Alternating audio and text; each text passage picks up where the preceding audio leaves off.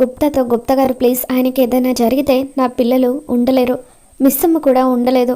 Please Gupta గారు, ఆయనను బతికించుకోవడానికి ఏదైనా మార్గం చెప్పండి, 2 చేతులు జోడించి మరీ అడుగుతున్నాను అని చెప్పి ఆరు అలా మోకాళ్ళ మీద కూర్చొని దండం పెడుతూ గుప్తాని ఎంతగానో వేడుకుంటూ ఉంటుంది.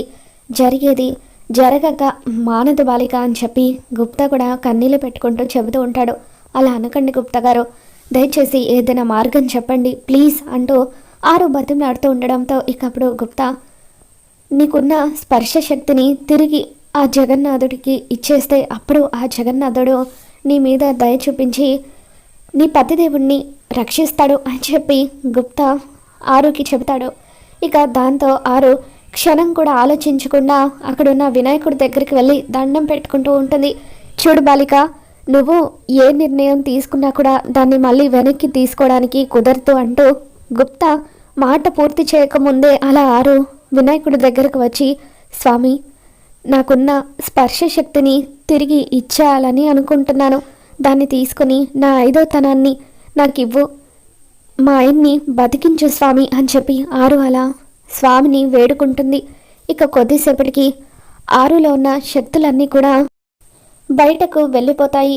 ఇక ఆపరేషన్ థియేటర్ల నుండి డాక్టర్ బయటకు వస్తారు. ఆయనకి ఇప్పుడు ఎలా ఉంది డాక్టర్ అని చెప్పి బాగా అడుగుతుంటే, బుల్లెట్ తీసేసామమ్మా, ఆయనకి ప్రమాదం ఏమీ లేదు అని చెప్పి అంటూ ఉంటే ఇక బాగి పిల్లలు అంతా కూడా ఎంతగానో సంతోషపడుతూ ఉంటారు. ఆరు కూడా సంతోషపడుతూ ఉంటుంది. ఆరు దేవుడి దగ్గర పెట్టున్న పువ్వులను తాకడానికి ప్రయత్నిస్తూ ఉంటుంది.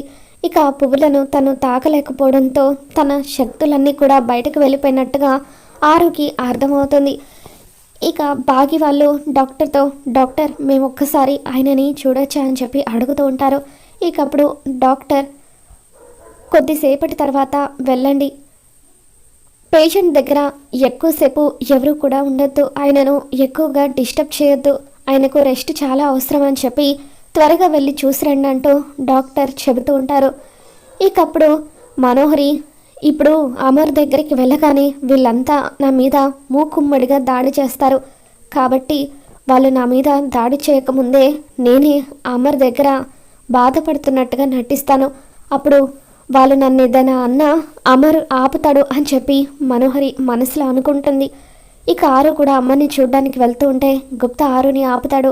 నువ్వు అక్కడికి వెళ్ళడానికి వీల్లేదు బాలిక అని చెప్పి అంటూ ఉంటే, ఎందుకు గుప్తా గారు నాకు అడ్డుపడుతున్నారు, మా ఆయనను నాకు చూడాలనిపించదా, ఒక్కసారి నన్ను వెళ్ళనివ్వండి అని చెప్పి ఆరు అడుగుతూ ఉంటే, ఆ బాలిక అక్కడ ఉన్నంతసేపు నువ్వు అక్కడికి వెళ్ళడానికి వీల్లేదు బాలిక అని చెప్పి కోరి నువ్వు ఏదో ఒక తప్పిదాలు చేస్తూనే ఉంటావు, అందుకే నువ్వు అక్కడికి వెళ్ళడానికి వీల్లేదు అని చెప్పి గుప్తా అంటూ ఉంటే, పోనీ మిస్సమ్మ లేకపోతే నేను అక్కడికి వెళ్ళొచ్చు కదా, మా ఆయన్ని మిస్సమ్మ చూడకుండా చూడొచ్చు కదా అని చెప్పి ఆరు అంటూ ఉంటుంది.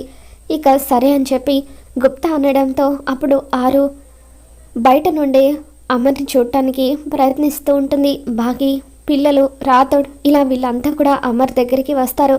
అమర్కి అప్పుడప్పుడే స్పృహ వస్తూ ఉంటుంది. మా అని చెప్పి అలా అమర్ మిస్సమ్మ పేరు చెప్పడానికి ప్రయత్నిస్తూ ఉంటాడు. ఇక అలా అమర్ మొహానికి ఆక్సిజన్ మాస్క్ ఉండడంతో పేరు స్పష్టంగా పలకలేకపోతూ ఉంటాడు.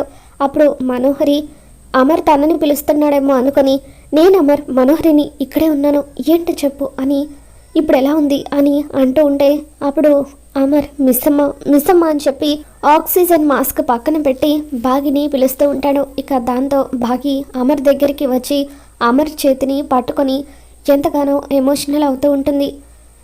పిల్లలందరినీ కూడా అమర్ ఒకసారి కళ్ళరా చూసుకుంటాడు.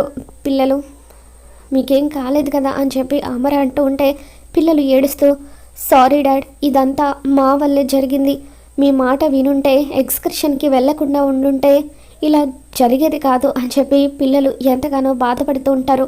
ఇక అప్పుడు మనోహరి, సారీ అమర్, నా వల్ల చిన్న మిస్టేక్ జరిగింది, పిల్లలకు ఎక్స్కర్షన్కి వెళ్ళమని చెప్పి ఉండాల్సింది కాదు అని చెప్పి మనోహరి అంటూ ఉంటే అప్పుడు రామ్మూర్తి, నీ వల్ల చిన్న మిస్టేక్ కాదమ్మా, చాలా పెద్ద ప్రమాదం జరిగింది, పసిపిల్లలు తెలుసో తెలియకో నిర్ణయం తీసుకుంటారు, కానీ పెద్దవాళ్ళుగా వాళ్ళ నిర్ణయాన్ని సరిదిద్దాల్సిన బాధ్యత మన మీద ఉంది, అంతేకాని మనమే ఇలా తప్పులు చేస్తూ ఉంటే వాళ్ళు ఇలాగే ప్రమాదం బారిన పడాల్సి వస్తుంది, ఇంకొకసారి ఏదైనా నిర్ణయం తీసుకునే ముందు ఒకటికి 2 సార్లు ఆలోచించమ్మా అంటూ రామ్మూర్తి మనోహరిని మందలిస్తూ ఉంటాడు.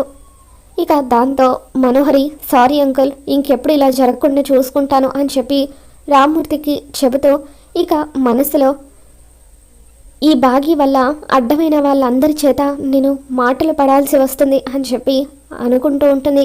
పోనీలేండి అంకుల్, మనోహరి తెలియక చేసింది, వదిలేసేయండి అని చెప్పి అమర్ అంటూ ఉంటాడు. ఇక ఆ తర్వాత అక్కడికి సిస్టర్ వచ్చి పేషెంట్ దగ్గర ఒక్కరు మాత్రమే ఉండాలి, పేషెంట్కి ఇప్పుడు రెస్ట్ అవసరం, మిగతా వాళ్ళంతా కూడా బయటకు వెళ్ళండి అని చెప్పి అంటూ ఉంటుంది. ఇక దాంతో అమర్ రాతోడు నా దగ్గర ఉంటాడు, అమ్మ మిస్ అమ్మ పిల్లలు మీరంతా కూడా ఇంటికి వెళ్ళండి అని చెప్పి అంటూ ఉంటే అప్పుడు సార్ మిమ్మల్ని నేనెలా చూసుకోగలను సార్ అని చెప్పి రాతోడు అంటూ ఉంటాడు. రాతోడు కూడా ఇంటికి వెళ్తాడులేండి, నేను మీ దగ్గర ఉంటాను అని చెప్పి బాగి అంటూ ఉంటుంది. ఇక అలా అందరూ అక్కడి నుండి వెళ్ళిపోయిన తర్వాత బాగి అమర్ చేతులను పట్టుకొని అలా అమర్ తలని నిమురుతూ అమర్ని ప్రేమగా చూసుకుంటూ తనకి సేవలు చేస్తూ ఉంటుంది. ఇక ఆరు బయట గ్లాస్లో నుండి అమర్ని చూడడానికి ట్రై చేస్తూ ఉంటుంది. అమర్ కనిపించకపోవడంతో ఏంటి గుప్తా గారు ఇది, వీళ్ళంతా ఎప్పుడు బయటకు వెళ్ళాలి, నేను ఎప్పుడు ఆయన్ని చూడాలి అని చెప్పి అంటూ ఉంటుంది. ఏంటి బాలిక, నీకు అసలు నెమ్మదిగా ఉండడం ఓపికగా ఉండడం తెలీదా అని చెప్పి గుప్తా అంటూ ఉంటాడు.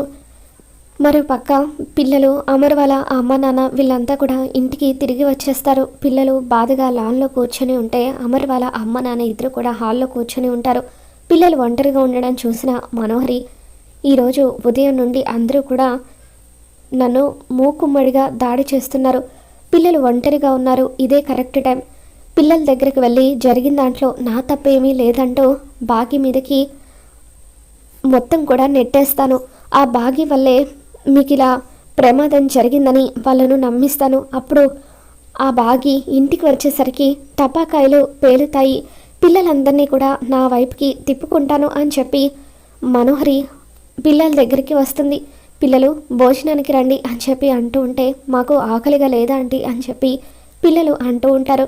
ఇక అప్పుడు మనోహరి పిల్లలు సారీ, ఇదంతా నా వల్లే జరిగింది, ఇదంతా జరుగుతుందని నేను అస్సలు అనుకోలేదు అని చెప్పి మనోహరి అంటూ ఉంటే మా డాడీకి అలా జరగడానికి కారణం మీరే ఆంటీ, చిన్న పిల్లలం, మాకు తెలుసో తెలియకో ఎక్స్కర్షన్కి వెళ్తామని మారం చేశాము, కానీ పెద్దవాళ్ళైనా మీరు మాకు చెప్పాల్సింది పోయి ఎక్స్కర్షన్కి వెళ్ళమని మమ్మల్ని మరింత రెచ్చగొట్టారు, మిస్ అమ్మ మాట వినకుండా చేశారు, మీరు అడ్డుపడడం వల్లే మేము ఈరోజు ఈ ప్రమాదంలో చిక్కుకున్నామని చెప్పి ఇంకొకసారి మీరు మా విషయంలో అస్సలు ఇన్వాల్వ్ అవ్వద్దంటూ అలా అంజు అమ్ము వీళ్ళంతా కూడా మనోహరికి వార్నింగ్ ఇస్తూ ఉంటారు.